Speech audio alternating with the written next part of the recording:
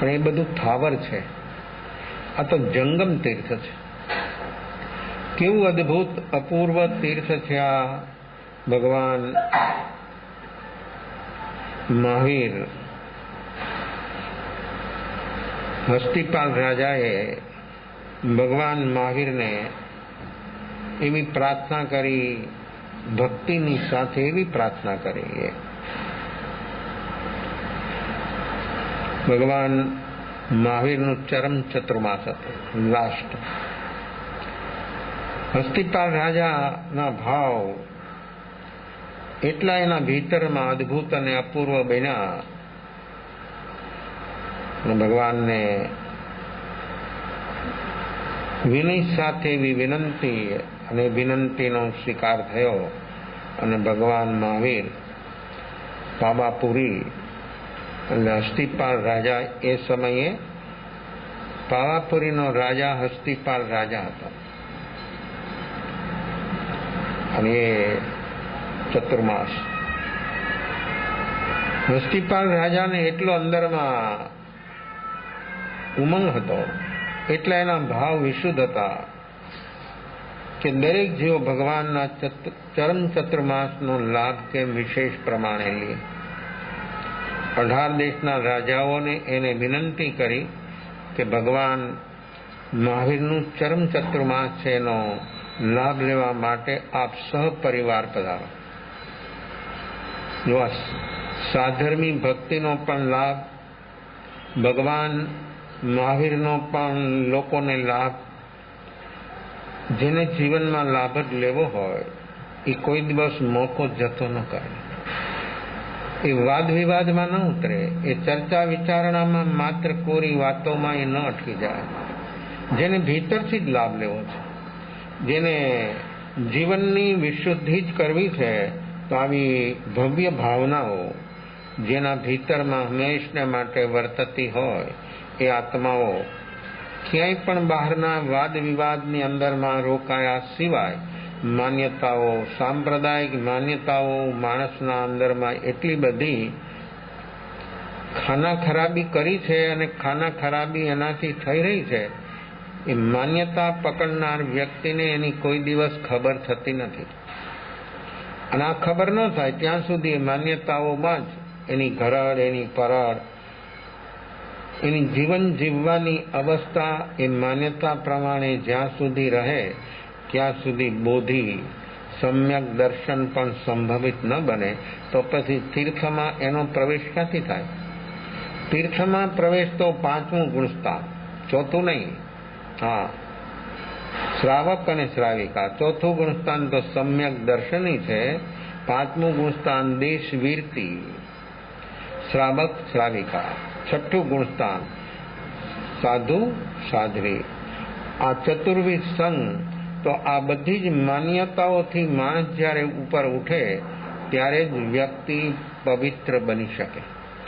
માન્યતાઓ માણસના અંદરમાં કોઈ પણ પ્રકારની એક પણ માન્યતા છે તો સીમા બહાર, પણ એકાદ માન્યતા પણ કોઈ પણ પ્રકારની વ્યક્તિમાં જ્યાં સુધી જીવંત હોય ત્યાં સુધી જો ટકે તો એ કોઈ દિવસ બોધિને પ્રાપ્ત કરવા માટે સદભાગી ન બની શકે. તો પછી એની યાત્રા આગળ ક્યાંથી ચાલે? જેને જીવનમાં આવું નિર્મળ બનવું છે, પવિત્ર બનવું છે, અને ચતુર્વિધ સંઘમાં જેને પ્રવેશ પામવો હોય એ આત્મા જરૂર આવું બોધિ પ્રાપ્ત કરવાનું લક્ષ્ય બનાવે, અને વર્તમાનમાં જાગરણ સાક્ષી ભાવ સાથે જીવવાનો પ્રયાસ કરે તો જરૂર એ વ્યક્તિ બોધિ, અને આગળ વધે તો દેશવીરતિ, એનાથી ઓર આગળ વધે તો સર્વવીરતિ. આ ઉદાયન સમ્યક દર્શન છે, દેશવીરતિ યથાર્થ શ્રાવક છે, તો પણ ભાવના ભાવે છે કે ભગવાન પધારે તો હું મુનિ જીવન સ્વીકારું, એમનો શિષ્ય બની જાઉં. કેવી છે આ મુનિ જીવનની ભાવના, અને મુનિ બનવા માટે વ્યક્તિની અંદરમાં કેવો અંદરમાં ઉલ્લાસ, કેવી ભક્તિ છે. તો અહીંયા હસ્તિપાલ રાજા 18 દેશના રાજાઓને આમંત્રણ આપે છે, અને બધા રાજાઓ આવે છે. ભગવાન મહાવીર 30 વર્ષ આવી યુવાનીમાં એમનો ગ્રહ ત્યાગ થયો. ગ્રહ ત્યાગ થયા પછી દરેક તીર્થંકરો 3 જ્ઞાન તો લઈને જન્મે. સાહિક સંકિત હોય, મતિ શ્રુત અવધિ 3 જ્ઞાન હોય, બહારના જગતમાં જે ચાલી રહ્યું હોય એ માતાના ઉદરમાંથી એને ખબર થાય બધી. જ્ઞાનની કેવી વિશેષતા છે, જ્ઞાનને કોઈ આવરણ નથી, જ્ઞાનને કોઈ રૂકાવટ નથી, જ્ઞાનની મર્યાદા નથી. જ્ઞાન અનંત છે અને લિમિટ વાળું જ્ઞાન હોય તે હંમેશા માટે અપૂર્ણ હોય. મુનિ જીવન સ્વીકાર્યું. 12.5 વર્ષ સુધી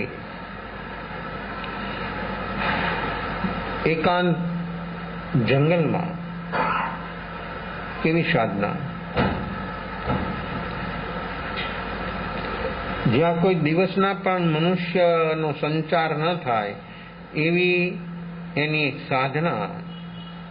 કોઈ પણ પ્રકારે કોઈ પણ જીવો એને ડિસ્ટર્બ ન કરી શકે, એટલે ત્યાં જઈ જ ન શકે એવી જેની વર્તમાન અવસ્થા, અને એ અવસ્થાની અંદરમાં એ વ્યક્તિ કેવા ભાવો સાથે જ્યારે મુનિ જીવન સ્વીકારે એટલે 3 જ્ઞાન તો હોય, પછી 4થું જ્ઞાન થઈ જાય. કરીમી બંતેનો પાઠ જો આ પ્રકૃતિઓ સાહિક સંકિત 3 જ્ઞાન અને જેવું મુનિપદ કરીમી બંતે તીર્થંકર સ્વયં દીક્ષા લે. નવકાર મંત્રની અંદરમાં એક જ પદ બોલે, નમો સિદ્ધાણંદ. નમો સિદ્ધાણંદ બોલીને એ પોતે જ પોતાના હાથે કરીમી બંતેનો પાઠ બોલે અને મુનિ જીવન સ્વીકારે. અને કરીમી બંતેનો પાઠ પૂરા થતાની સાથે એમને 4થું મન પર્યવ જ્ઞાન પ્રાપ્ત થાય. સંઘની પચંદ્રી જીવો જે છે બધાના મનની અંદરમાં શું ચાલે છે એ જાણી શકે.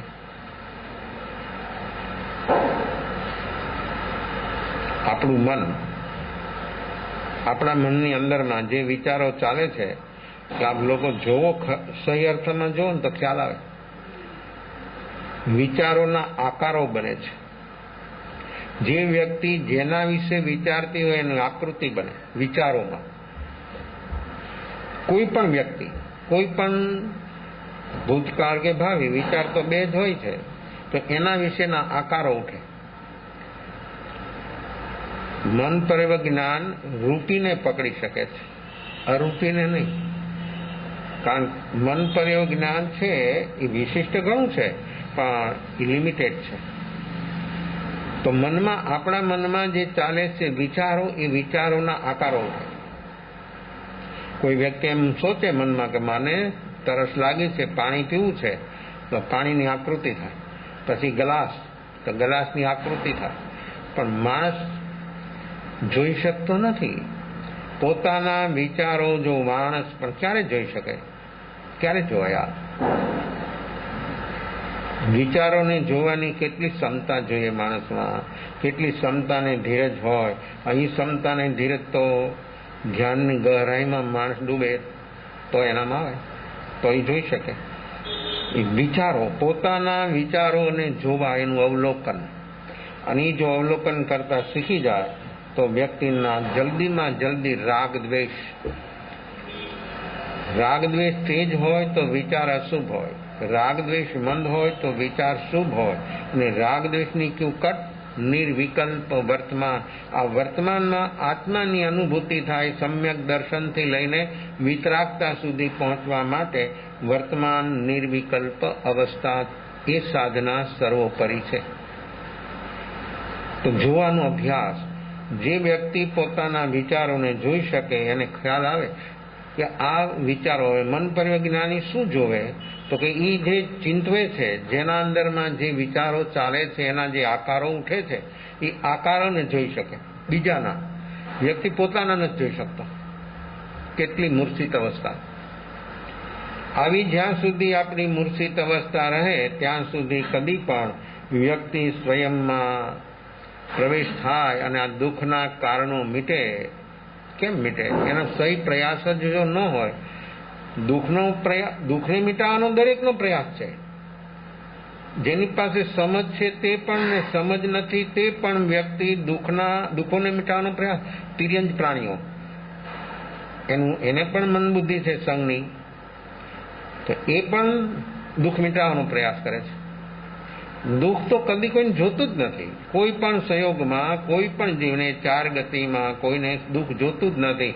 આચાર્ય સૂત્રની અંદરમાં પહેલા જ અધ્યાયની અંદરમાં ભગવાન મહાવીરે ફરમાય કે સુહસાયા દુઃખ પડી પુલ્લા જીવયુકામાં. જીવ શું ઈચ્છે છે? સુહસાયા સુખ ઈચ્છે, જીવયુકામાં જીવન જોઈએ છે. દરેક જીવને જીવન જોઈએ છે, સુખ જોઈએ છે. કોઈને દુઃખ જોતું નથી, કોઈને મૃત્યુ જોતું નથી. દરેકને જીવન અને સુખ જોઈએ છે. તો જીવન અને સુખ માટે વ્યક્તિ વર્તમાનમાં શું કામ કરે છે? શું કરે છે? જીવન અને સુખ માટે વ્યક્તિ શું કામ કરે છે? કોઈ જીવ એવો નથી એકંદરીથી લઈને પચંદરી સુધી કે કોઈ જીવ દુઃખ ચાહતો હોય, કોઈ જીવ મૃત્યુ ચાહતી હોય, એવું કદી બની શકે નહીં. તો દરેક જીવો સુખ ચાહે છે, તો સુખ બધાને જોઈએ છે. તો એ સુખ માટે વ્યક્તિ શું કામ કરે છે? સુખ જરૂર છે, પણ જો એને વસ્તુને વ્યક્તિમાં સુખની કલ્પના કરી, ભ્રાંતિ. આ ભ્રાંતિ જીવને હંમેશને માટે દર્શન મોહથી હોય છે. વસ્તુ વ્યક્તિમાં સુખ બુદ્ધિ જે જીવને વર્તે છે એ દર્શન મોહની એવી ભ્રાંતિ, દર્શન મોહના સદભાવથી જીવનમાં એવી ભ્રાંતિ છે કે વસ્તુને વ્યક્તિમાં સુખ છે. સુખ તો જાગીને જોવે ત્યારે ખબર પડે કે સુખ શેમાં છે. જાગીને જોવું તો જગત દિશે નહીં.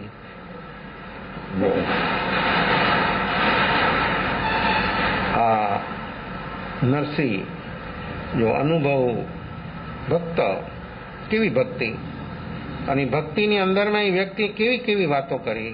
ગુજરાતી શબ્દોમાં ઉપનિષદ અને જે અનુભવી જે જીવોની વાણી છે એવી વાત એને ભજન દ્વારા વ્યક્ત કરી. જાગીને જોવું તો જગત દિશે નહીં. જાગ્યા છીએ આપણે તો આપણને શું દેખાય છે? આ દેખાય શું છે? તો એને શું જાગીને જોવું તો જગત દેખાય નહીં. તો શું દેખાય?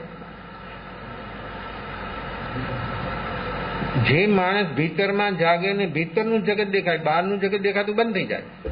આપણને તો બહારનું જ છે ને બહારનું જ જોઈએ છે, અને બહારમાં જ વ્યક્તિ હંમેશા માટે એકરૂપ છે. એટલે વ્યક્તિની અંદરમાં વ્યક્તિ દરેક દુઃખને મિટાવવાનો પ્રયાસ, દુઃખ નો મીટે, સંભવિત જ નથી.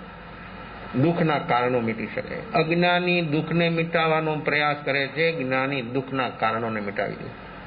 અને જ્ઞાનીનો ઉપદેશ પણ એ છે કે આ વિચાર મન નથી કરતું. આપણા મનને ચાર્જર કરે છે 24 કલાક રાગ દ્વેષ, જેનાથી આપણા અંદરમાં વિચારો ચાલે અને એ વિચારોના આકારો ઉઠે છે. તો મન પરિવર્તન જ્ઞાની એ આકારને જોઈ શકે અને કે આ વ્યક્તિ અત્યારે આવું, એના મનમાં આવું ચાલે છે. જો આજે સાયન્ટિસ્ટોએ પણ નક્કી કર્યું કે વિચાર એ પૂતગલ છે અને વિચાર પકડી શકાય છે. એટલે મિનિંગ વિચાર, એનાથી આભામંડળની રચના થાય. જો કેટલી અસર છે આપણા વિચારોની અસર 100% શરીર ઉપર, શુભ અને અશુભ બેયની. શુભ વિચારમાં હોય ને વ્યક્તિ ત્યારે મન તન એટલું પ્રફુલ્લિત બને કે વગર ભોજને એનામાં વજન વધે. અને માણસ જ્યારે વિષાદમાં હોય, રાગ દ્વેષમાં હોય અને એટલો પરેશાન હોય ત્યારે ગમે ખાય ગમે એવું કરે તો પણ એના અંદરમાં એટલી બધી અશાંતિ હોય કે જેનાથી એની ચરબી બળવા મળે. ચરબી, માણસનું વજન એ કેટલું, એવી અવસ્થામાં માણસની અંદરમાં કેવી અવસ્થાઓ બને છે અને કેવી એની અસરો શરીર ઉપર આવે છે. વિચારોની અસર 100% શરીર ઉપર છે. તો રાગદ્વેષની અસર કેટલી હશે?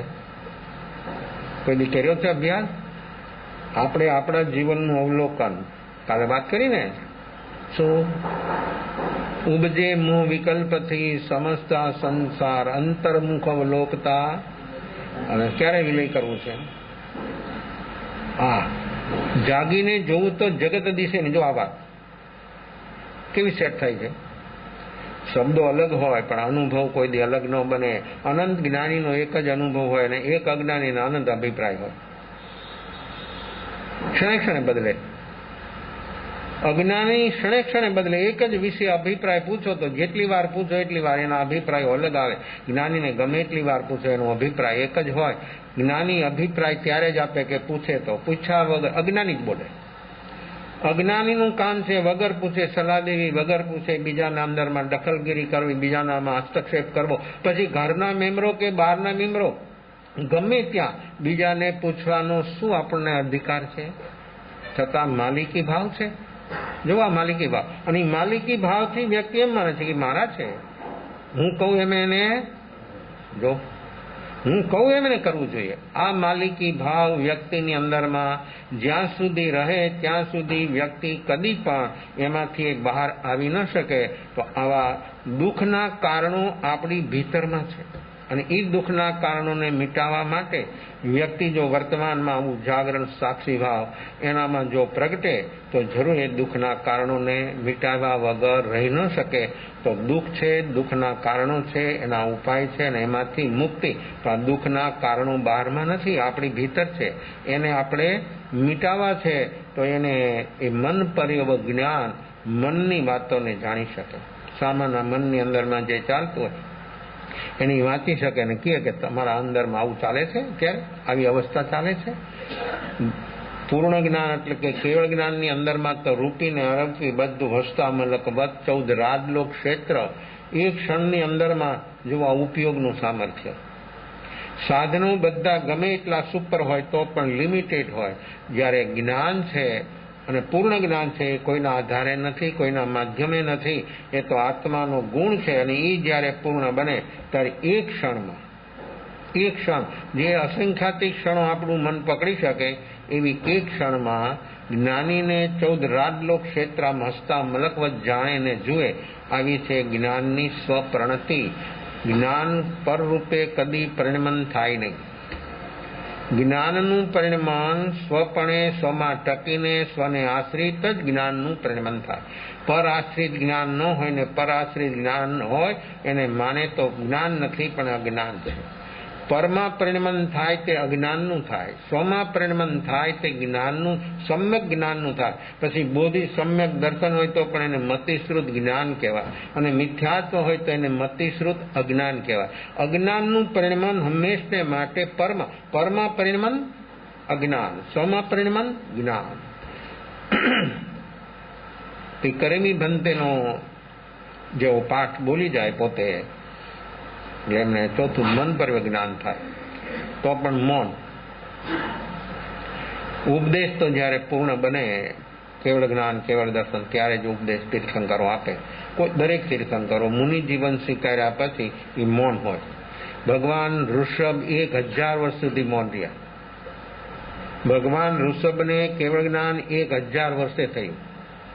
1000 વર્ષે. ભગવાન મહાવીરને 12.5 વર્ષે. તો 12.5 વર્ષ સુધી નીચે ન બેઠા, 12.5 વર્ષ સુધી નીંદ ન કરી, 12.5 વર્ષનું કાષ્ટવત મૌન. માણસને 1 કલાકનું મૌન આપે કે લે તો થાકી જાય છે. કેમ નથી મૌન સદાતું? અંદરમાં કેટલી વિવળતા છે, કેટલી વિવળતા છે. આ વિવળતા જ્યાં સુધી ઉપશાંત ન થાય, ઉપશમ ન બને ત્યાં સુધી બોધિ આ સમ્યક દર્શન એ અનંતાનુબંધીના કષાયો વિવળતા બતાવે છે. તો આ તો જે વાણીનું મૌન અને એ પણ કાષ્ટવત, ઈશારો પણ નહીં, કોઈની સામે આંખ પણ નહીં મિલાવવાની એવું મૌન, કાષ્ટવત મૌન. મન વાણીનું મૌન, પછી મનનું મૌન અને પછી આવે ચેતનાનું. આપણે તો જે અનુષ્ઠાન અપનાવ્યું એમાં આગળ એનાથી આગળ ચાલે જ નહીં. બાલ મંદિર ને બાલ મંદિરમાં 100 વર્ષની ઉંમર થાય તો એટલું બધું પાકું કરે. કેટલો હોશિયાર કહેવાય. વિદ્યાર્થી કે વિદ્યાર્થીની સ્કૂલમાં ભણે તો દર વર્ષે શું થાય? ક્લાસ બદલે. કેમ? પાસ થઈ ગયો. એ જે વિષય ભણે છે એની અંદરમાં એ બરાબર પાસ થઈ ગયો એટલે બીજો ક્લાસ. જો એમાં ન રહીએ પણ આ તો 100 વર્ષ સુધી એક જ ક્લાસ. અને આધ્યાત્મિક ક્ષેત્રમાં તો દરેક વ્યક્તિ બાલ મંદિરમાં જ છે. દરેક વ્યક્તિ ઉંમર ગમે એટલી વાર. એની એવી જ માનસિક ધાર્મિક ક્ષેત્રમાં વ્યક્તિની એવી જ અવસ્થા છે, માનસિક અવસ્થા. અને આ માનસિક અવસ્થામાં જ્યાં સુધી વ્યક્તિની આવી અવસ્થા રહે ત્યાં સુધી સ્વયંનું કામ, અપના કામ, નિજી કામ કદી નહીં હોતા. આપણું કામ, મારું કામ જો કરવું હોય તો વ્યક્તિએ વર્તમાનમાં આવું જાગરણ, સાક્ષી ભાવ જો હોય તો જરૂર એનું કામ થાય. તો આ 30 વર્ષ સુધી એકાંત, મૌન, નિંદર નહીં, નીચે નહીં બેસું. જો આ પ્રમાદ, નીચે બેસવું પ્રમાદ છે. જો જમીન ઉપર બેસવું એ પ્રમાદ છે, માની શકો છો? તો આ પ્રમાદ કેટલી એની વિશાળતા છે અને કેટલો સ્થૂલ પણ છે અને કેટલો સૂક્ષ્મ પણ છે. વિચાર પણ પ્રમાદ, નીચે બેસવું એ પણ પ્રમાદ, અને અશુભ વિચાર તો પ્રમાદ છે. શુભ વિચાર, ગમે તેવો શુભ વિચાર પ્રમાદ. જ્યાં બંધ હોય ત્યાં પ્રમાદ હોય, ને પ્રમાદ હોય તો જ બંધ થાય, નહીતર કોઈ દિવસ બંધ કર્મનો ન થાય. અબંધ અવસ્થાનો અનુભવ કરવો હોય તો વર્તમાન. એટલા માટે તો વર્તમાન નિર્વિકલ્પ, અને નિર્વિકલ્પ બને ત્યારે જ અબંધ અવસ્થાનો અનુભવ થાય. આ અબંધ અવસ્થા એટલે કર્મનો નવો બંધ ન થવો, અને વર્તમાનમાં જ ન થાય. ભૂતભાવી તો આશ્રવ છે, ભૂતભાવી તો પ્રમાદ છે, ભૂતભાવી તો આર્તરોદ્ર ધ્યાન. અને એટલા કષાયો એના સ્થૂલ જીવના બને ભૂતભાવીમાં રહેવાથી.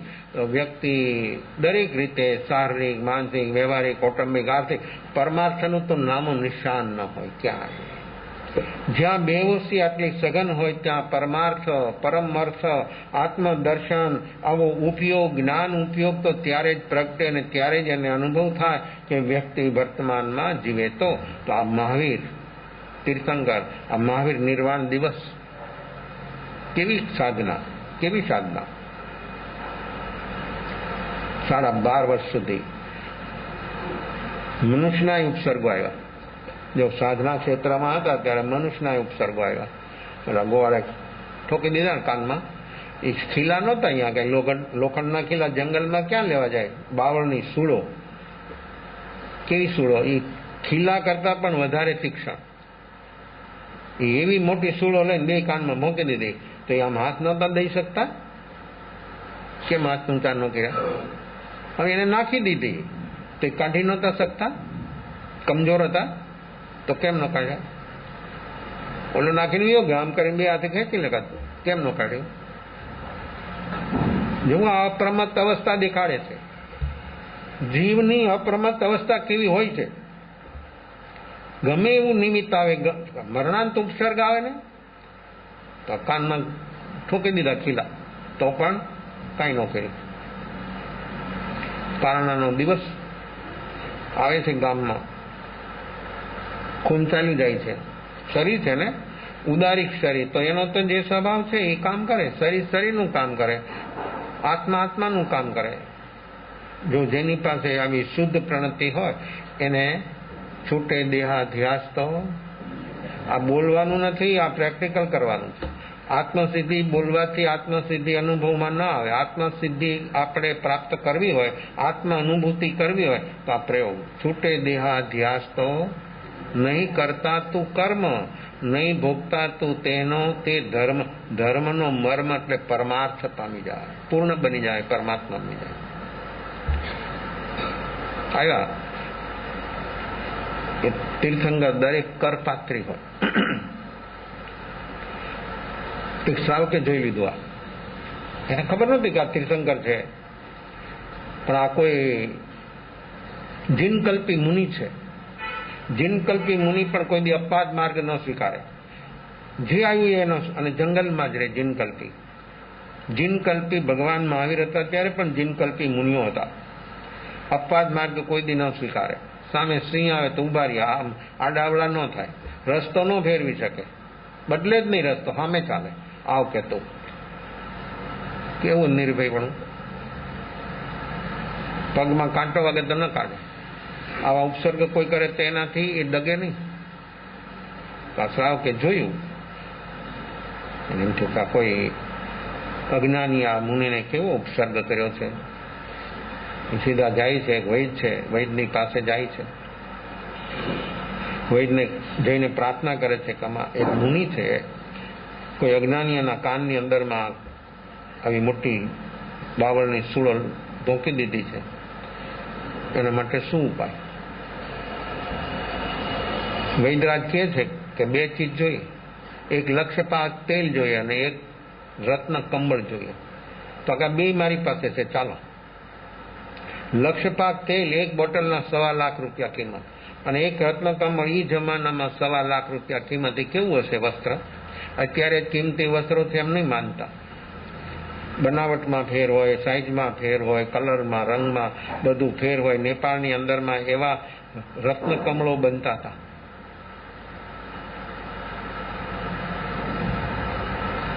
તો 2 મારી પાસે, ચાલો. આ વૈદ અને મુનિ અને આ શ્રાવક 2 જાય છે જંગલમાં. આ તો જઈને ધ્યાનસ્થ ઉભા રહી ગયા. જોયું વૈદે રત્ન કમળે ફાડી નાખ્યું. આવી નવી સાડી ફાડવી તો જીવાલે 500,000ની સાડી નહીં, કેટલી? આ બેનો અહીં બેઠા હતા એટલે કોઈને પણ પૂછો કે નવી સાડી હોય તમારે, એને ફાડવી હોય તો જીવાલે કેમ? જોવા લગાવ. જો વસ્ત્રનો આટલો લગાવ છે તો શરીરનો કેટલો હશે? જીવને લગાવ કેટલો છે એ તો જયારે સામે નિમિત્ત આવે ને, પ્રસંગ ઘટના ઘટે ને ત્યારે ખબર પડે. એક સાડીને પણ માણસ વ્યક્તિ ફાડી નથી શકતી. આ 1.25 લાખ રૂપિયાનું રત્ન કમળ ફળાકની ફાડી નાખે છે. આ શ્રાવકની ઉદારતા કેટલી હશે? આની અંદરમાં કેવા ભાવ હશે કે આ 2 ચીજ આવી બંને એટલી કિંમતી. આ દાન, આવા ભાવ, એમાં શું થાય ખબર છે? આ તો હજી 1.25 લાખ રૂપિયાની કિંમત રત્ન કમળ કે લક્ષપાત તેલ, પણ એને કોઈ અપેક્ષા નથી. આવા જે ભાવપૂર્વક, આવી ઉદારતાપૂર્વક જે કામ કરી રહી છે વ્યક્તિ, અને જો એના ઉદારતાના ભાવ નથી, તે કામ કરી જ ન શકે, એ બોલી જ ન શકે. બીજાને સાતા ઉપજાવવાની કેવી ભાવના! અને એમાં પણ મુનિ, અને એમાં પણ આ જીનકલ્પી મુનિ સેવા એને દેખાડું કે અપ્રમત્ત મુનિ છે, એની સેવા, કોઈ અપેક્ષા વગર આ સેવા. આવી સેવાના ભાવની અંદરમાં પછી કોઈ પણ વસ્તુ હોય, આદાન પ્રદાન કરે. વસ્તુ તો માત્ર માધ્યમ છે, પણ એની અંદરમાં વ્યક્તિના ભાવ કેવા બને, અને એ ભાવમાં શું થાય? અહીંયા તો આ લોકની વસ્તુ એની સામે એને મળેલી છે, અને એ પણ પુણ્યથી મળી છે. હવે આવા ભાવ થાય ને આવા ભાવની અંદરમાં એ વસ્તુ એની દિલથી, ભાવથી, કોઈ સંકોચ વગર જયારે અર્પણ કરી દે, ત્યારે શું થાય? ત્યારે શું બને? આ પુણ્યથી મળ્યું સાધન, સગવડ, સુવિધા, પણ આવા ભાવપૂર્વક જયારે અર્પણ કરે ત્યારે શું થાય? એનામાં સમ્યક દર્શન હોય તો તીર્થંકર નામ કર્મ બંધાઈ જાય. ક્યાં પહોંચી ગયો જીવ? કેવી ક્ષુદ્ર ચીજ! તમે સોનું, હીરા, માણેક, મોતી બોલો ને, એ પણ ક્ષુદ્ર છે આની સામે. આ ચીજની સામે જગતની કોઈ હસ્તી એવી નથી કે એની સામે એની બરોબરી કરી શકે. આના ભાવ કેવા બને, અને એ ભાવની અંદરમાં, એ વ્યક્તિની અંદરમાં કેવો અંદરમાં ઉલ્લાસ પ્રગટે, એના રોમ રોમ પ્રફુલ્લિત થઈ જાય. એ ફળ નહીં ગો રત્ન કમળ વૈદે બનાવી વાટ, અને રત્ન ઓલી બોટલ ખોલી અને લક્ષપાત તેલની અંદરમાં એને બોળી દીધું. એક કાનમાંથી સૂળ કાઢી અને સીધી વાઈટ અંદર ચડાવી દીધી. એની સમય ખૂન બંધ. જો આ જે વ્યક્તિ શ્રાવક, એને આવા ભાવ થયા, વૈદે આ કામ કર્યું, પણ જેનું કામ કરે છે એના અંદરમાં કોઈ ભાવ નથી બગડતો. આ વિશેષતા જુઓ, શું ભાવ ન બગડ્યો? ખૂન ચાલી જતો તો આટલી બધી અસાતા હતી, તો આ વ્યક્તિ મને સાતા ઉપજાવે છે એવો ભાવ ન થયો. કેમ ન થયો? કેમ ન થયો? આપણી સામે તો એક શબ્દ આવે ત્યાં આપણા રૂવાડા અવળા થઈ જાય અને 3 વળ ખાઈ જાય. એટલે લવિંગિયા મરચાની માફક માણસની આખી અવસ્થા, આખી હાલત બદલી નાખે. આવી જીવોની અવસ્થા બોધી જીવ કેમ પામી શકતો નથી? ક્યાં જીવ અટકી ગયા છે? પોતે અવલોકન કરે, પોતાનું અવલોકન પોતે કરે. આ પ્રકૃતિને આધીન જીવ જ્યાં સુધી હોય ત્યાં સુધી આ બોધી સમ્યક દર્શન પ્રાપ્ત થવું એ શક્ય, સંભવિત નથી. ઉભા જમાવી, બીજી વાટ બનાવી, બીજા કાનની સૂળ કાઢી અને ચડાવી દીધી. આ એક જ વખતનો પ્રયોગ બધી જ રીતે શારીરિક સાતા થઈ ગઈ, તો એને અસાતા પણ એટલી એવી જ હતી અને સાતા પણ એવી જ હતી. કેમ?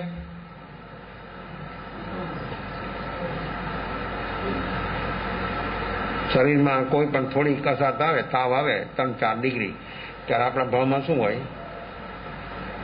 હજી તો બુખાર જ આવ્યો, શું ભાવ હોય? કેવા ભાવ રહીએ? ભાવ કેવા રહીએ? આવી અવસ્થામાં વ્યક્તિને જોવાનો મોકો મળે છે, પણ વ્યક્તિ કોઈની જોવાનો પ્રયાસ ક્યારે પણ વ્યક્તિએ જોવાનો પ્રયાસ કર્યો નથી. અને આ જોવાનો પ્રયાસ જ્યાં ન થાય ત્યાં વ્યક્તિ ઉદય જે છે ઉદયની સાથે એકરૂપ થઈ જાય. અને એકરૂપ થઈ જાય એટલે શું થાય? આર્ત રૌદ્ર ધ્યાન. પછી શું ચાલે આગળ? ધ્યાધ્યાસ. અધ્યાધ્યાસ કેટલો ગુણાકાર લે? એનો ગુણાકાર કેવો થાય? તો એમાં એ જોવાનું ક્યાંથી યાદ આવે? અને ન જોઈ શકે તો એ વ્યક્તિની અંદરમાંથી આર્ત રૌદ્ર ધ્યાન, રાગ દ્વેષની પ્રણતિ, અનંતાનુબંધીના કષાયો અને આ શરીરનો લગાવ ક્યારે છૂટે? આ આપણી વર્તમાન અવસ્થા કેવી ચાલી રહી છે એને જોવાનો મોકો આવે છે. આવી નાની નાની શરીરમાં પ્રતિકૂળતાઓ ઊભી થાય ત્યારે, અને જો માણસ જોવાનો અભ્યાસી હોય તો એવી અવસ્થામાં આંખ બંધ કરીને જુએ કે તાવ આવ્યો છે. કોને? હું તો જો ભેદ જ્ઞાન થઈ જાય. આ તાવ આવ્યો છે જરૂર, આમ જોયે તો માને કે ધાણી ફૂટે એવો તાવ છે, એવું બોલે.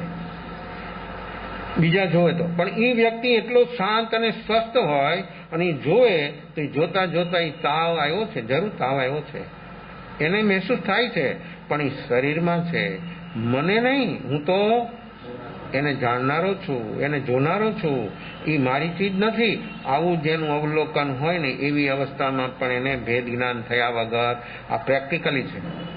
અને આ પ્રેક્ટિકલ આપણી સમસ્ત દિનચર્યામાં આવું જો પ્રેક્ટિકલ આપણું ચાલતું હોય તો સમ્યક દર્શન બોધિ કંઈ દૂર નથી, એકદમ ઈઝી છે. પણ આપણે સમસ્ત દિનચર્યામાં આપણું જોવાનું શક્ય સંભવિત બનતું નથી. એક ક્ષણ બને, બીજી ક્ષણે ક્યાં ગુમ થઈ જાય કે એને ગોતવા જાણ તો ન મળે. આવડું મોટું વિશ્વ ક્યાં ભૂતકાળમાં ભાગી જાય, કારણ કે ભૂતકાળ તો અંડરગ્રાઉન્ડ છે અને એટલું વિષમ છે ને એટલું ભયંકર છે, એની અંદરમાં એ ઘૂસી જાય કે એને પત્તો જ ન લાગે. તો આવું ભૂત અને ભાવિની અંદરમાં વ્યક્તિ ચાલ્યો જાય તો આવી અનેકવિધ અવસ્થાઓ જીવોની બને. તો આ પ્રયોગ કર્યો તો એ પ્રયોગ કરનાર પ્રત્યે પણ એવો ભાવ ન થયો કે સારું કર્યું. વૈદ્યને અને શ્રાવકના ભાવ હતા, એને કર્યું. પણ જેને કર્યું, જેના શરીરની અંદરમાં આવી વેદના હતી, એના અંદરમાં એ વેદના વખતે પણ એ જ અવસ્થા હતી. અને આ વેદના દૂર થઈ તો પણ ક્યારે રહી શકાય? ક્યારે ટકી શકાય? આપણી સામે તો મનગમતી વસ્તુ આવે ત્યાં આપણી અવસ્થા આખી છિન્ન ભિન્ન થઈ જાય. અસાતા નહીં, મનગમતી વસ્તુ આવે, અનુકૂળ વસ્તુ આવે તો પણ આપણા બધા ભાવોની અંદરમાં કેટલો બધો ફેરફાર ને કેવો ફેરફાર થઈ જાય. અને વ્યક્તિ ક્યાં પહોંચી જાય? મનગમતું આવે, જોઈએ છે મનગમતું, આવે અમનગમતું. પછી વસ્તુ હોય, વ્યક્તિ હોય, ન ગમતી એવી આવે તો શું થાય? અનુકૂળનો વિયોગ અને પ્રતિકૂળનો સંયોગ. શું થાય? પછી વસ્તુ હોય, વ્યક્તિ હોય, ક્ષેત્ર હોય, ગમે તે હોય, જે ચાહે છે એને ન મળે, ન ચાહી સામેથી આવે ત્યારે એના મનના અંદરમાં શું ભાવો થાય? કેવા ભાવો થાય? તો આ શ્રાવકે ને વૈદ્ય તો કામ કર્યું, એના તો ભાવ જે હતા ને એને તો કેવું પુણ્ય, કેટલું પુણ્ય એકઠું થઈ ગયું. અને આ જે છે એને અંદરમાં સાતામાં જે અવસ્થા, અસાતામાં જે અવસ્થા હતી એ જ સાતામાં અવસ્થા. એમાં કોઈ અગર ઇનકેસ એની પ્રણતિ ઓર નિર્મળ અને શુદ્ધ બને, એની પ્રણતિ શરીરાધીન નથી. આ જ્ઞાનનું પરિણમન હું બોલું છું, પણ આપ સમજો કે નહીં સમજો મને માલુમ નહીં. જ્ઞાનનું પરિણમન હંમેશને માટે સ્વાધીન છે, સ્વતંત્ર છે. જ્ઞાનનું પરિણમન કદી વિષમ ન બને, પહેલા જ કહી ગયો. અજ્ઞાનનું પરિણમન હંમેશને માટે દુઃખરૂપ હોય. પરમાં પરિણમન થયું તે અજ્ઞાન અને સ્વમાં પરિણમન થાય તે જ્ઞાન. આ સમ્યક જ્ઞાન અને મિથ્યા જ્ઞાન એક ક્ષણમાં ભેદ થઈ જાય અને ખબર થઈ જાય. માણસો એમ કે સમ્યક દર્શન થાય તો ખબર પડે કે ને, તો તું અસંગની હોય તો ન ખબર પડે. અસંગની થાય જ નહીં એટલે એને ખબર જ ન પડે. થાય તો ખબર પડે, પણ જેને સમ્યક દર્શન થાય એની પ્રણતિ બદલી જાય એક ક્ષણની અંદરમાં. એક ક્ષણમાં બધું અલગ અલગ એને અનુભવમાં આવી જાય. આવી છે સ્વપ્રણતિ જ્ઞાનની, સમ્યક જ્ઞાનની પ્રણતિ સ્વમાં પરિણમન થવું તે છે, અને અજ્ઞાનનું પરિણમન પરમાં થવું, ઉદયયોગ સંયોગમાં એકરૂપ થવું તે છે અજ્ઞાનનું પરિણમન. તો આ મહાવીર 12.5 વર્ષ સુધી સાધના કરી અને પછી કેવળ જ્ઞાન કેવળ. તો એમને આ મનુષ્યના ઉપસર્ગ આવ્યા, પછી તિર્યંતના આવ્યા. કેવા આવ્યા? કનકોસી સાપ ડંકે છે. આવો દ્રષ્ટિ સાપ દૂરથી દ્રષ્ટિ પડે તો મનુષ્ય તિર્યંત પ્રાણી કોઈ પણ ખતમ થઈ જાય. ભગવાનને એને કાટે છે, ડંખ મારે છે, છતાં એને વિષ ન છે. કેમ? આવું જલદ વિષ પણ એને કઈ નથી. કેવી છે અવસ્થા? આપણા શરીરના પરમાણુ બદલી જાય, આખી અવસ્થા બદલી જાય, બધું જ બદલી જાય, પણ જ્યાં સુધી કષાયો છે ત્યાં સુધી બધી જ વિષમતા, બધી જ વિપરીતતા, બધું પરિણમન જ ઉલટું, અજ્ઞાન રૂપ દુઃખ રૂપ પરિણમન. ત્યાં કદી પણ અમૃત વિષ બની જાય, અને જ્યાં અંદરમાં પ્રણતિ શુદ્ધ બની ગઈ ત્યાં વિષ અમૃત બની જાય. બદલાવું ન પડે, બદલવું ન પડે, બદલી જાય. પૂતગલની શક્તિ છે પૂતગલમાં. એની પ્રણતિ જ્યારે વ્યક્તિની એવી બને છે ત્યારે બધી બદલી જાય અવસ્થા. મીરાએ ઝેરનો કટોરો આમ હસતા હસતા પી લીધો. શું થયું? નહોતી ખબર ને નહોતું પીધું નહોતું એમ નહીં, ખબર હતી. એને મારવા માટે જે વિષનો કટોરો મોકલ્યો તો આપનારે કહ્યું કે વિષ છે, લઈ લીધો. જેમ કોઈ બહારથી માણસ બળ્યો ઝળેલો આવતો અને સીધો ફ્રીજમાંથી કાઢીને શરબત બનાવીને આપે, એને કેવું લાગે? કેવું લાગે? મૂકી દે ગ્લાસ કે પી જાય, એક શ્વાસે પી જાય. વચમાં ધીરે ધીરે ન પીવે. જો તરસ લાગી હોય ત્યારે, અને ભૂખ લાગી ત્યારે જમે તે ખબર છે? જોયું છે કેટલી સ્પીડથી જમે? ભૂખ લાગી હોય ત્યારે કેટલી સ્પીડથી જમે, અને ભૂખ ન હોય ત્યારે કેમ જમે? અને કોઈ પણ વ્યક્તિ છેલ્લે એન્ડ ઉપર કેમ જમે? 3 અવસ્થા બને જમવામાં. હવે મારે જમે છે એને તો હવે શું કરવું? આ ક્યાં ક્લાસ લેવા જવા? ડાયટિંગના ક્લાસ આવે, ડોક્ટર કે આટલું જ ખાવું, આમ જ ખાવું, પણ એને કેમ ખાવું? જો એન્ડ ઉપર કોઈ પણ માણસ જમતો હોય ત્યારે એકદમ ધીરો બની જાય, ને શરૂઆતની અંદરમાં એ કેટલી સ્પીડથી કામ ચાલતો, અને એવી ભૂખ લાગી હોય અને માણસને ભોજન મળે ત્યારે કેટલી સ્પીડથી જમે, કેટલી સ્પીડથી ખાય. હવે આવી તરસ લાગી અને એને ગ્લાસ આપ્યો તો આમ પછી મૂકી ન દે કે બીજો આપો, એમ ઈશારાથી કે બીજું જોઈએ છે, એક શ્વાસે પી જાય. તો આવી છે માણસની વર્તમાન અનેક પ્રકારની અવસ્થાઓ ઉદયયોગ સંયોગની અંદરમાં એકરૂપ થાય. ત્યારે ચંડકોશીએ ડંખ માર્યો તો પણ એને વિષ ન ચડ્યું, એને ખૂન પીધું. જો ચંડકોશી સાપને પણ ભાન થાય છે કે ઘણાના લોહી પીધા. ઘણા સંતાનો એવા હોય ને કે મા બાપના જીવનભર લોહી પીવે, જીવનભર. હવે હર્ષે મોઢે સ્વીકાર ભાવ રહે તો પણ રહે, કેમ ન રહે? હવે એ કેમ, એ જીવ તમારા ઘરે કેમ આવ્યો છે? તો સ્વીકાર નથી. તમે માનો છો, જો બોલો છો, સ્વીકાર નથી. અને વિનયવંત હોય, અનુકૂળતા હોય, પુણ્યનો ઉદય હોય તો વિનયવંત હોય. આમ પાણી પણ પૂછ્યા વગર ન પીવે એવું હોય ત્યારે કેવું લાગે? અને તમે જે કહેવાય બધાને ઠોકર મારે ત્યારે કેવું લાગે? શું થાય? મનમાં ઠોકર વાગે, અંદરમાં ઠોકર વાગે, કારણ કે જે બેહોશ છે. અને આવી બેહોશીમાં વ્યક્તિ હંમેશા માટે દુઃખી જ રહે. એને માલિકી ભાવ, એટલો માલિકી ભાવ મજબૂત બનાવ્યો કે સીમાની બહાર. એટલે મારે શું થાય? પછી દુઃખી જ બને. ત્યારે સ્વીકાર થાય તો કે બરાબર છે, આ ઉદય છે, મારો સ્વીકાર છે, તો એના ભાવો ન બગડે. અને એ ભાવો ન બગડે તો એ વ્યક્તિના નિમિત્તથી વ્યક્તિ સાધનામાં સદ્ધર બની જાય. પણ માણસના ભાવો કેવા? આર્ત રૌદ્ર ધ્યાનના ભાવો થાય. તો જે ઘર ઉપર સંતાનો આવે છે એ જીવનભર એવા હોય તો લોહી પીવે. તો ચંડકોશે લોહી પીધું. એને ખબર થઈ કે અત્યાર સુધી લોહી પીધા છે બધાના ખારા હોય. બ્લડ કેવું હોય? ચાખ્યું છે કોઈ દી? નમક ખાય એટલે ખારું કેમ હોય? કષાયો, અનંતાનુબંધીના કષાયો આપણી અંદરમાં જ્યાં સુધી મોજૂદ રહીએ ત્યાં સુધી આપણું બધું ખારું, આપણો પરસેનો ખારો ને આપણું બ્લડ ખારું. એ એટલી બધી માણસો કેમ કે આ ખારો માણસ છે, ધ્યાન રાખજો. એટલે શું? સોળવંશ સાથે રાખીને ફરતો હોય. તો શું હોય? એની પ્રકૃતિ એ કેવી ખારી છે, કેવો ખારો કે પ્રકૃતિને પણ નમકને પણ સારું કેવડાવે એવો માણસ ખારો હોય, બોલાયો ન થાય. આવી બધી અવસ્થાઓ જીવોની હોય, શું કરે હવે? આ જીવ કેવો ઉદયને આધીન બને?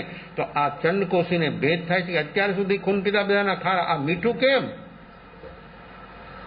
સાપને ખબર પડે ને માણાને ખબર ન પડે તો હવે શું અમે વિચારવું, શું કરવું? તો કેટલી વ્યક્તિ કેટલી બેહોશ છે કે આ ખૂન મીઠું કેમ છે? અને આમ વ્યક્તિ મરતી કેમ નથી, એટલે કેમ નથી પડતી? જોવે ત્યાં ખલાસ થઈ જાય તો ડંખ માર્યો છતાં કાંઈ નહીં. અને પછી જયારે એ ખૂન પી લીધું, એને જેટલું પીવું હતું એટલું, પછી આમ ડોલે છે. ત્યારે મહાવીર આંખ ખોલીને કહે કે શંભુ જહા કિંગ ન બુજઈ શંભુ ખલુ પેજ દુલ્લા. સર્પરાજ કેવું વિશેષણ વાપરે છે, ડંખ માર્યો એને કેવું વિશેષણ વાપરે છે મહાવીર કે સર્પરાજ જાગ જાગ. આ જાગવાનો તને જગાડવા માટે આવ્યો, તું જાગ. જાગે છે. આ મોહની નીંદરમાં માણસ એટલો બધો ગહરી મોહની નીંદરમાં સૂતો છે કે દર્શનાવણીય કર્મના ઉદયથી આવતી નીંદ તો 4, 6, 8 કલાક માણસ ઉઠી જાય, પણ આ મોહ દર્શન મોહની નીંદ એટલી ગહરી છે કે આત્મા આખો મૂર્છિત બની ગયો. દર્શનાવણીય કર્મની નીંદથી શરીર અને મન મૂર્છિત બની જાય, પણ એ ટેમ્પરરી. પાછો 6 કલાક 8 કલાકે માણસ જાગી જાય.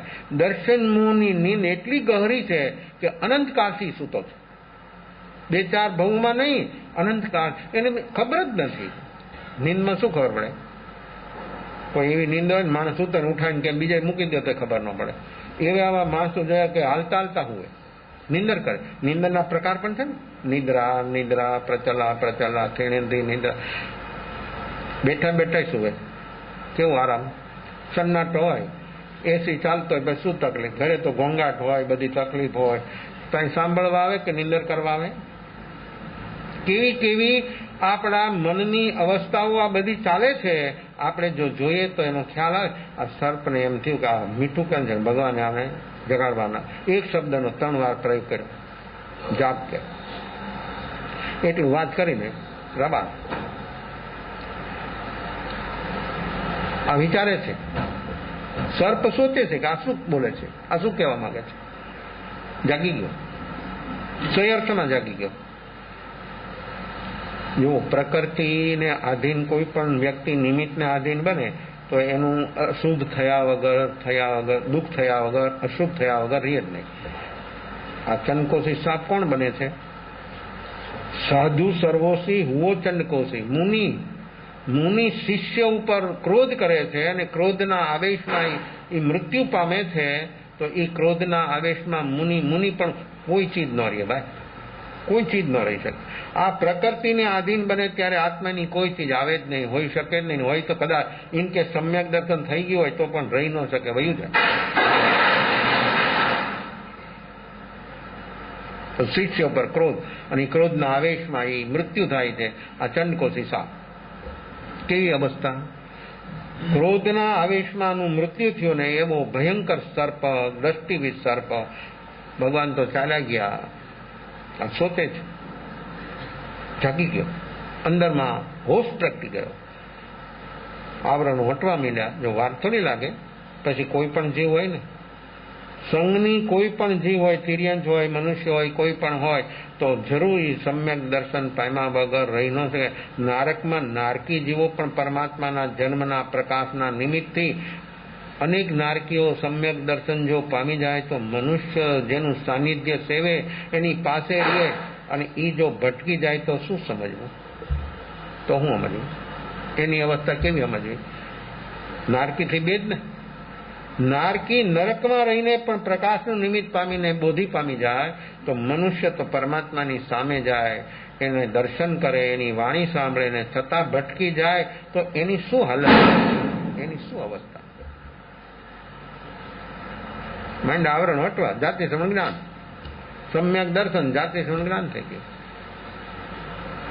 ભૂતકાળનો બહુ સામે આવ્યો, સીધો જ મુનિ હતો અને આ શિષ્યો પર ક્રોધ કર્યો, એનાથી હું આવ્યો.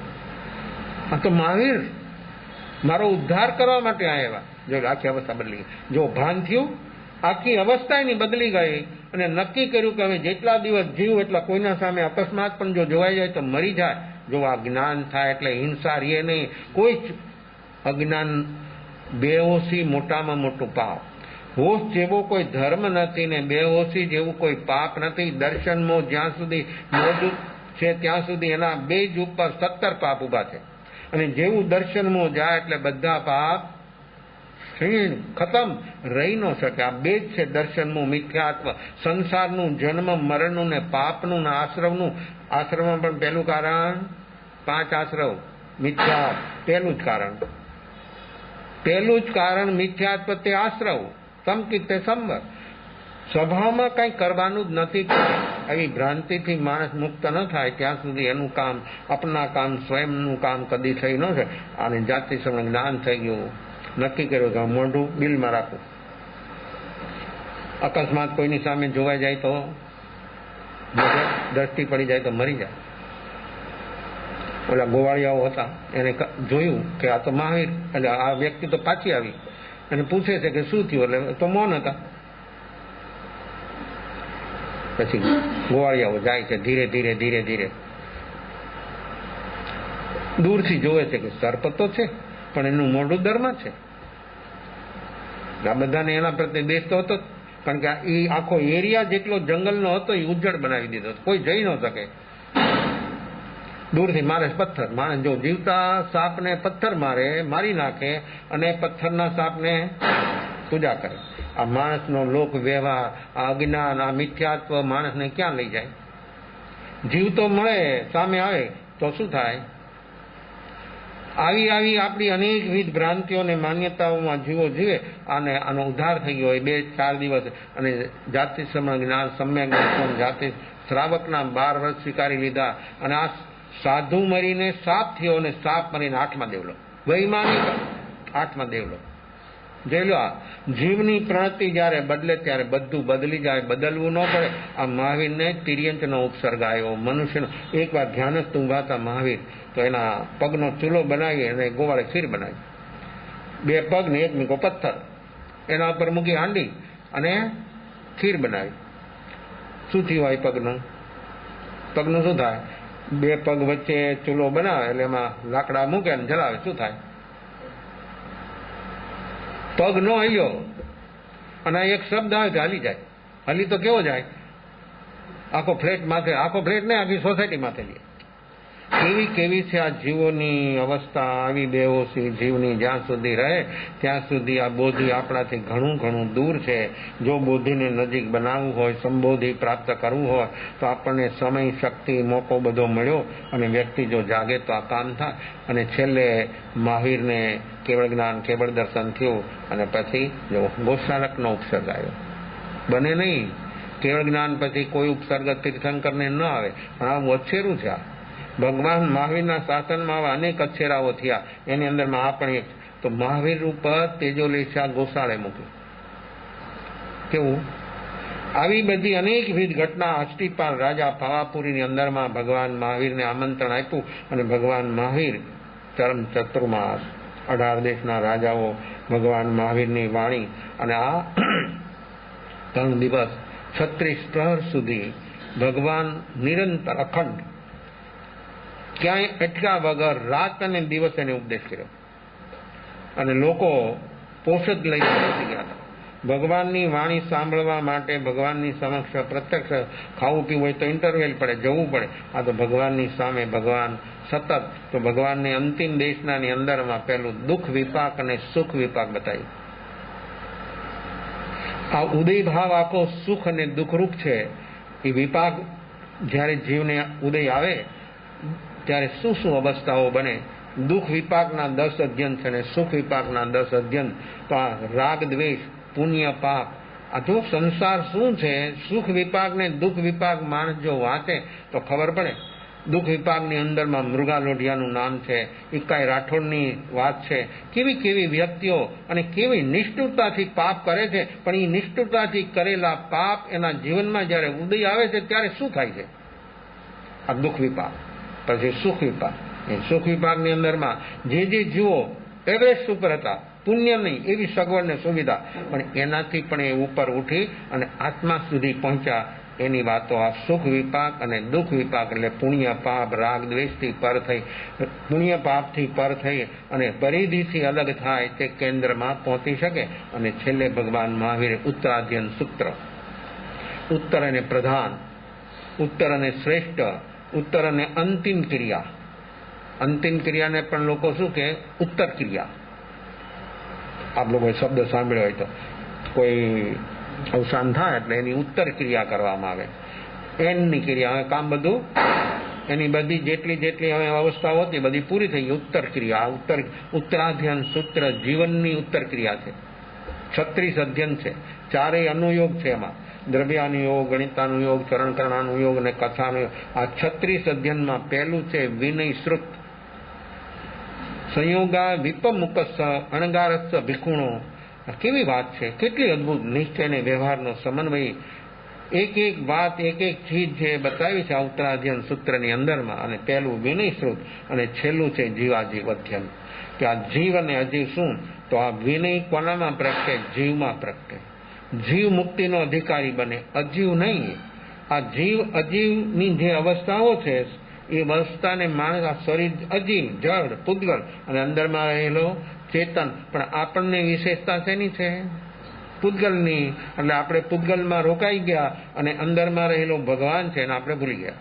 જે વ્યક્તિ ભગવાન સામે દ્રષ્ટિ કરે, એને જે જોવે, એનું જે લક્ષ્ય બને, તો એ વ્યક્તિ જરૂર ત્યાં સુધી પહોંચી શકે અને શરીર ગૌણ બને, સ્વરૂપનું લક્ષ્ય બને, રુચિ બને. અને વર્તમાનમાં જાગરણ સાક્ષી ભાવ જો વ્યક્તિમાં હોય તો આ શરીર સાધન બને મુક્તિમાં. અને જો આવું લક્ષ્ય ન હોય, રુચિ ન હોય ને જાગરણ સાક્ષી ભાવ ન હોય તો આ શરીર બને સાધન કર્મબંધનું. તો આ કર્મબંધનું પણ સાધન છે ને મુક્તિનું પણ સાધન. શું ઉપયોગ કરવો એ દરેક વ્યક્તિ સ્વતંત્ર છે.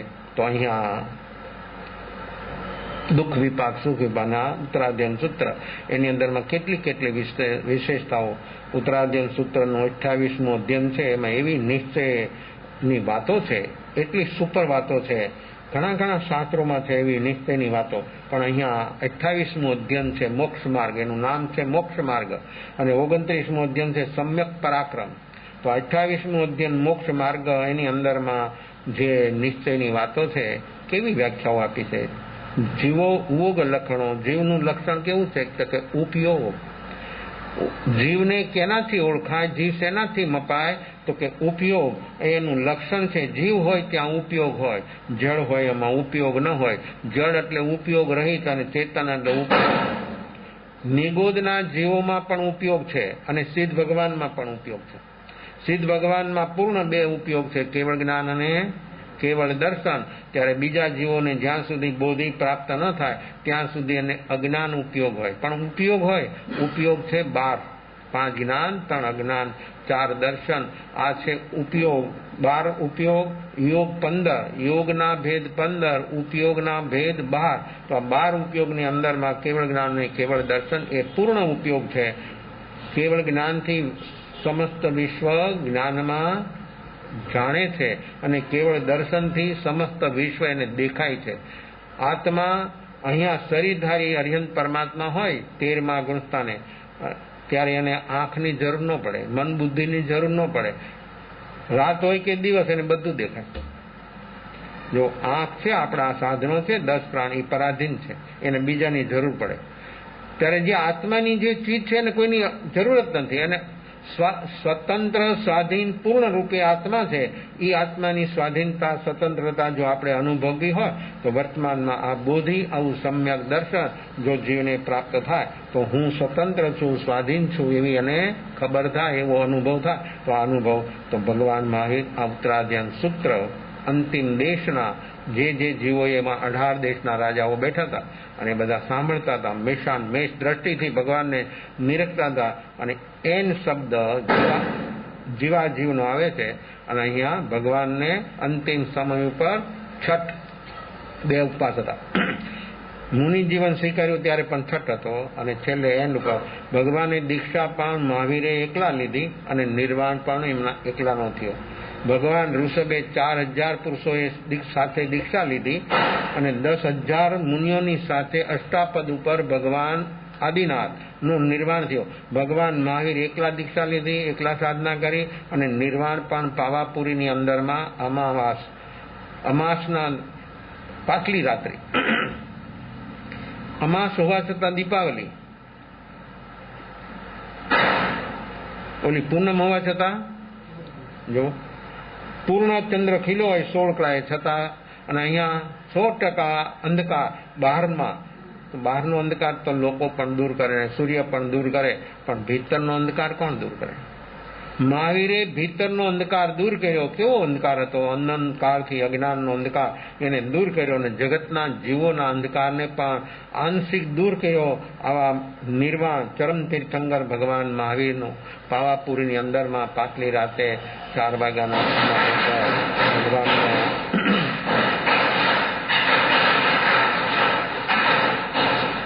નિર્વાણ થયો. એ નિર્વાણ કેવી એમની અંતિમ અવસ્થા, અને 18 દેશના રાજાઓ, હજારો લાખો બીજા મનુષ્યો, આ બધાએ ભગવાન મહાવીરની અંતિમ સાધના જે ચાલી રહી હતી એને અંદરમાં કેવો લોકોએ લાભ લીધો. અને ઘણા જીવો એમાં બોધિ પામ્યા, ઘણા જીવો દેશવીરતી અને ઘણા જીવો સર્વવીરતીપણાને પણ પામી શક્યા. તો આપણે પણ ભગવાન મહાવીરનો નિર્માણ દિવસ પણ આપણે તો કંઈ અલગ ઢંગથી મનાવીએ છીએ, અલગ ઢંગથી આપણે ઉજવીએ છીએ. જો આ ફટાકડા ફોડે છે એ લોકોની અવસ્થા શું છે? દીપાવલી, પણ લોકો પૂર્ણ અહિંસક જે આત્મા એનો નિર્વાણ અને સમસ્ત જીવોનું જીવનભર જેને કલ્યાણ જ કર્યું એ પણ લોકોની અવસ્થા છે ને. આ બધી લોકોની કેવી કેવી માન્યતાઓની કેવી કેવી અવસ્થાઓ બધી હોય છે. તો આપણે આને અનેકવિધ રીતે અલગ અલગ ઢંગથી લોકો મનાવે છે. પણ દિવાળી પર્વ દરેક સંપ્રદાયનું સંમિલિત પર્વ હોય એવું લાગે. દરેક લોકો ઉજવે, દરેક લોકો જે માન્યતા હોય તે રીતે પણ દિવાળી પર્વને લોકો મનાવે છે. તો દરેક સંપ્રદાયનું સંમિલિત પર્વ આ દીપાવલી. તો આપણા જેમ આંગણામાં, ઘરના આંગણામાં ને ઘરના દ્વારમાં દીપક પ્રગટાવે, આપણે જીવનમાં દીપક પ્રગટાવો છો. ભીતરમાં આપણે દીપક પ્રગટાવો છો ને જો ભીતરમાં દીપક પ્રગટી જાય તો શેનો? ભીતરમાં દીપક શેનો પ્રગટે? તો બિન ભક્તિ બિન તેલ. બહારમાં તો કોળિયું જોઈએ, વાડ જોઈએ, તેલ જોઈએ, ત્યારે દીપક પ્રગટે. દીપક જોવે તે કોળિયું ન જોવે, ને કોળિયું જોવે દીપક ન જોવે. આ તો બિન ભક્તિ બિન તેલ, અને છતાં પ્રકાશ કેટલો? આ કોળિયાનો પ્રકાશ તો કેટલામાં પડે? કેટલા ક્ષેત્રને પ્રકાશિત કરે? આ લાઈટ જલે છે, આ એક રૂમને અજવાલિત કરે, પ્રકાશિત. પણ આ ભીતરનો દીપક જ્યારે પ્રગટે ત્યારે શું પ્રકાશિત કરે? કેવું પ્રકાશિત? એનાથી શું પ્રકાશિત થાય? ભગવાનને વિશેષણ દીવો તાણંગ, દીપક સમાન. તો સૂર્ય સમાન છે એમનો કેમ કીધું? સૂર્યનો જે પ્રકાશ છે એ વધારે ક્ષેત્રને આવરી લે. દીપક તો જ્યાં પ્રગટાયો ત્યાં આ રૂમમાં હોય તો ધીમો ધીમો અહીંયા સુધી તો પ્રકાશમાન પહોંચે. તો ભગવાનને વિશેષણ આપ્યું દીવો તાણંગ શરણ ગઈ પૈઠા આપણી હૈવરના આનંદ અંસણ બોલે છે આપ લોકો. તો દીપકનું ઉદાહરણ કેમ? દીવે દીવો પ્રગટે, સૂર્યથી સૂર્ય ન પ્રગટે ભાઈ. સૂર્ય બીજો સૂર્ય ન ઉભો કરી શકે. ત્યારે દીવો, જલતો દીવો હોય એની પાસે બુઝાયેલો દીવો જાય તો એ પ્રગટી જાય, જલી જાય. જ્યારે દીપમાળાઓ લોકો પ્રગટે ત્યારે પેલો એક દીપક પ્રગટા અને પછી બધા દીવાને એને, તો એક દીવાથી હજારો દીવો નહીં, લાખો જેટલા હોય એટલા બધા પ્રગટી શકે. તો દીવો તાણ, દીવે દીવો પ્રગટે. સૂર્યથી સૂર્ય ન પ્રગટે, દીવે દીવો પ્રગટે. તો પરમાત્માને વિશેષણ દીવો તાણ. તો આ ભીતરનો દીપક જે સમ્યક દર્શન જ્યારે જીવનમાં પ્રગટે ત્યારે આપણે ભીતરનો, તો દિલમાં દીવો આપણે પ્રગટાવવો છે. અને દિલમાં દીવો પ્રગટાવવા માટે ભગવાન મહાવીરનો નિર્વાણ ચરમ તીર્થંકર, અને હવે 84,000 વર્ષ સુધી આ ભરત ક્ષેત્રમાં તીર્થંકરનો વિરહ છે. 84,000 વર્ષ પછી પહેલા તીર્થંકર, અત્યારે સૈનિકનો આત્મા પહેલી નરકમાં 84,000 વર્ષનું આયુષ્ય ભોગવે છે. અને અહીંયા આ જ ભરત ક્ષેત્રમાં આવતી 24મીમાં 84,000 વર્ષ પછી પેલા તીર્થંકર થશે. ત્યાં સુધી ભરત ક્ષેત્રમાં તીર્થંકરનો વિરોધ છે. પણ સમ્યક જ્ઞાની અનેક હોય છે. આગળ જ્ઞાની થઈ ગયા, વર્તમાનમાં હોય, થશે કાળ, માર્ગ ભેદ નહીં કોઈ. ત્રણેય કાળના જ્ઞાનીનો માર્ગ એક જ છે. જ્ઞાનીનો માર્ગ હંમેશને એક જ હોય, પણ સમજનારમાં ફેર પડે. સમજનારની વર્તમાન અવસ્થા જે રીતે હોય તે રીતે એનું અર્થઘટન કરે. પછી મહાવીરને સાંભળે તોય ભલે ને સામાન્ય મુનિને સાંભળે તોય પણ ભલે, પણ જે વ્યક્તિની વર્તમાનમાં જેવા પ્રકારની અવસ્થા હોય તે રીતે એનું અર્થઘટન જેવો કરે. અર્થઘટન જ્યાં સુધી અલગ થાય ત્યાં સુધી બોધિ પામવું શક્ય નથી. કાં કમ્પેર કરે, કાં પ્રેષણ કરે, કાં પ્રતિકાર કરે, કાં વક્તાની શૈલી સાંભળે, આવું જ્યાં સુધી હોય ત્યાં સુધી અર્થ સહી અર્થ, જેનો સહી અર્થ હોય એ અર્થ એને સમજવામાં ના આવે, પોતાની રીતે અર્થઘટન કરી દે અને કહે કે આમ હતી વાત, પણ મેઇન ચીજ જે છે એ એને કદી સમજમાં ના આવે. તો આવી અનેકવિધ માન્યતાઓમાં જીવો જ્યાં સુધી પકડાયેલા છે ત્યાં સુધી આ બોધિ, આ સમ્યક દર્શન કદી સંભવે નહીં. તો આપણે ભગવાન મહાવીરનો નિર્વાણ અને પછી બેસતું વર્ષ શેનું ઇન્દ્રભૂતિ ગૌતમ મહાવીરના પર શિષ્ય. જો ભગવાન મહાવીરની હાજરીમાં 9 ગણધરોની મુક્તિ થઈ ગઈ.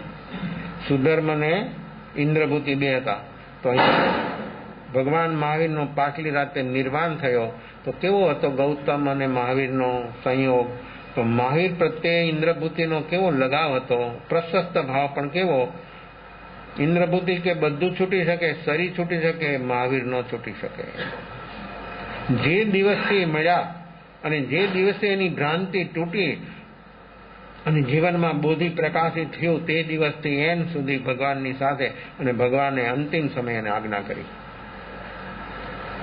જો બોલીએ ને આણાએ ધમ્મો, બોલવું આસાન છે પણ પ્રેક્ટિકલ કરવું. આણાએ ધમ્મો ને આણાએ તવો. નિર્વાણ છે ભગવાન બધાને ખબર હતી, ગૌતમને ખબર હતી, લોકોને ખબર હતી. અને એવી વખતે ભગવાન આજ્ઞા કરે કે જાઓ તમે સંબોધન બોધ કરવા માટે જાઓ. શું કરવું? શું કરવું? અહીંયા નિર્વાણ છે ભગવાનનો અને મહાવીર જ આજ્ઞા કરે કે જાઓ. જાય છે, શરીર જાય છે પણ અહીંયા મન અહીંયા છે. જો પણ જાય છે. અને હવે એ આજ્ઞા, જો આજ્ઞા ગુરુનામ આજ્ઞા અવિચારણીય. એની આજ્ઞામાં કોઈ દી વિકલ્પ ન હોય, વિકલ્પ હોય તો આરાધના ન હોય. આ ગૌતમને ઇન્દ્રભૂતિને ભગવાનના મિલન થયું, પછી ભગવાનનો ત્યારે વિયોગ થયો, ગયા. અને પછી જયારે એને પ્રતિબોધ કરીને વળે છે ત્યારે એ સાંભળે છે કે મહાવીરનો નિર્વાણ થયો. કેવું દુઃખ થાય છે, કેવું અંદરમાં દુઃખ થાય છે, કેવા ભાવ બને છે. એ ભાવની અંદરમાં એ મંથન એવું ચાલે છે ભીતરનું, કે મંથન કરતા કરતા એવી અવસ્થામાં એ ડૂબી જાય છે ભીતર. અને સપક શ્રેણી આરૂઢ થઈ ગયા. અને અહીંયા મહાવીરનું નિર્વાણ થયું પાછલી રાતે. અહીંયા દિવસ ઉગતાની સાથે ગૌતમને ઇન્દ્રભૂતિને કેવળ જ્ઞાન, કેવળ દર્શન પ્રગટ થઈ ગયું. કેવું છે આ બેસતું વરસ? કેવળ જ્ઞાન, કેવળ દર્શનનું છે. આપણું બેસતું વરસ આપણે શેનાથી મનાવશું? આપણે શેનાથી મનાવશું? આપણે મનાવીએ છીએ પણ બધું લૌકિક. આ તો લોકોત્તર છે. આ બંને ઘટના લોકોત્તર છે. મહાવીરનું નિર્વાણ અને ઇન્દ્રભૂતિ ગૌતમનું કેવળ જ્ઞાન, કેવળ દર્શન. આ તો લોકોત્તર પર્વ છે. આપણા અંદરમાં જો દિલમાં જો દીપક પ્રગટી જાય તો જરૂર આપણું કલ્યાણ થયા વગર રહી ન શકે. તો આ કાર્ય કરવા માટે આપણે સદભાગી બનીએ એવી શુભમંગલ ભાવનાઓ 5 મિનિટ પણ કરીએ ધ્યાન. आँख बंद, मोड़ू बंद, कमर और गर्दन से कटार बैठना, शरीर और मन स्वस्थ बना देना. मन और शरीर में कोई तनाव, टेंशन न रहे. शरीर और मन रिलैक्स कर देना. सहज चलता हुआ श्वासोच्छ्वास को साक्षी भाव से देखने का प्रयास. श्वास लेते समय नासिका के द्वार पर ठंडा में से सोना. श्वास छोड़ते समय गर्म में से सोना. मन भूत भावी में चला जाए तो पूर्ण श्वास, दीर्घ श्वास 1 2 3 श्वास लेते ही मन वापस आ जाएगा। सावधानी से काम करे, सजागता के साथ काम करे।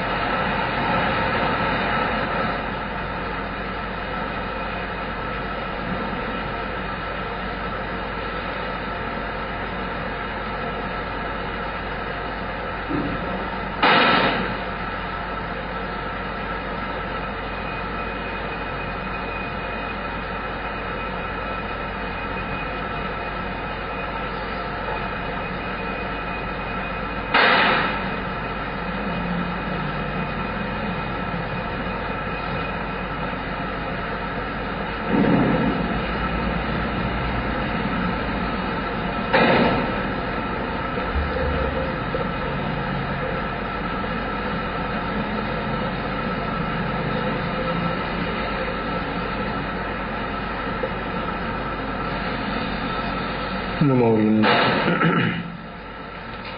રવિવારે સવારે 8 વાગે આત્મસિદ્ધિ શરૂ થશે, 9 વાગે વ્યાખ્યાન શરૂ થશે અને પછી 9 પહેલા 10 પહેલા વ્યાખ્યાન બંધ થશે, પછી ભક્તામર અને પછી ત્યાર પછી નીચે જ બધો પ્રોગ્રામ રહેશે અને ત્યાર પછી જે ચોપડા પૂજનની કાર્યવાહી કરવામાં આવશે. એટલે કાલે 8 વાગે સવારે આત્મસિદ્ધિ, 9 વાગે વ્યાખ્યાન અને 9:45 સુધી વ્યાખ્યાન ને પછી ભક્તામર ને પછી ચોપડા પૂજન, આ રીતનો કાર્યક્રમ.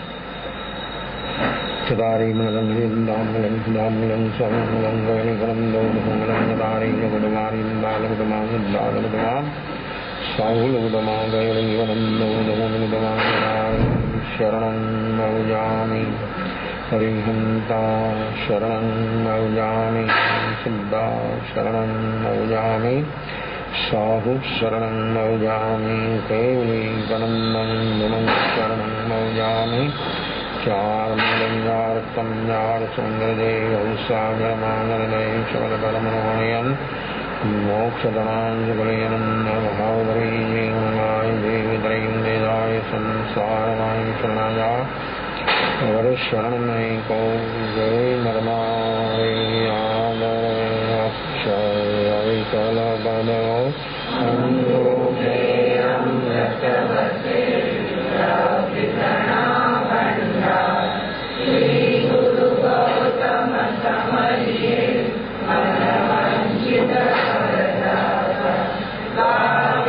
Bhagavad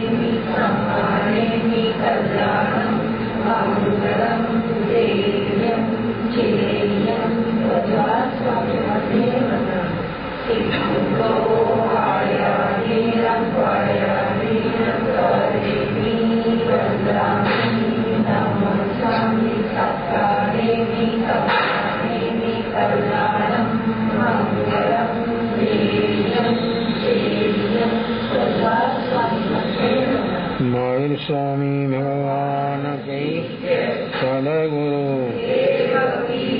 चतुर्विद